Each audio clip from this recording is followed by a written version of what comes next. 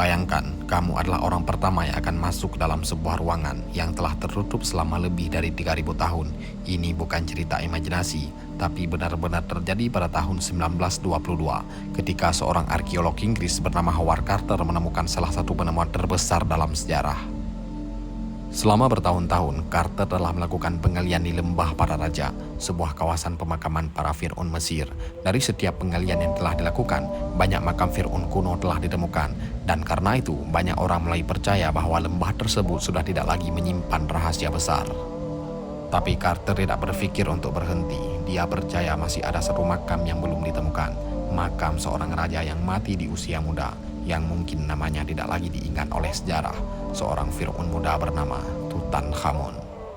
Hingga akhirnya pada bulan November tahun 1922, di tengah hamparan pasir yang selama ribuan tahun terlihat seperti tidak menyimpan apa-apa, anggota tim Carter yang sedang melakukan penggalian menemukan sesuatu, sebuah anak tangga menuju kepada sesuatu yang belum pernah diketahui.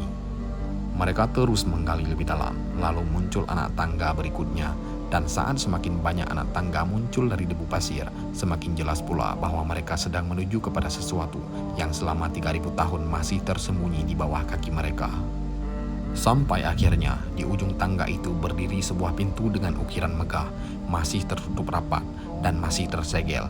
Ini adalah batas antara dua dunia, dan untuk pertama kalinya setelah pintu itu ditutup selama ribuan tahun yang lalu, sekarang seorang manusia kembali berdiri tepat di depan makam Tutankhamun dan bersiap untuk membukanya. Ketika pintu itu dibuka, sejarah perlahan memperlihatkan wujudnya. Di dalam ruangan itu terdapat patung, kereta perang emas, peti kayu berlapis emas, perhiasan, dan berbagai benda persembahan lainnya. Barang-barang itu masih tersusun rapi seperti saat ditinggalkan terakhir kali. Setelah ribuan tahun berlalu, ruangan tersebut masih menyimpan hampir seluruh dunia kecil yang pernah disiapkan untuk seorang raja ketika ia meninggalkan kehidupan. Beruntungnya, semuanya masih utuh, tidak sempat dicuri oleh tangan para penjarah makam. Tapi, kisah itu tidak berakhir di sini. Ini hanyalah bagian awal dari cerita yang sebenarnya.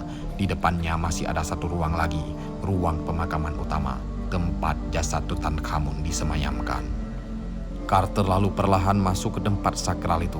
Carter melihat di tengah ruangan tertidur sebuah sarkofagus besar berlapis emas dengan relief dinding bermantra mistik indah untuk memandu sang raja muda menuju keabadian.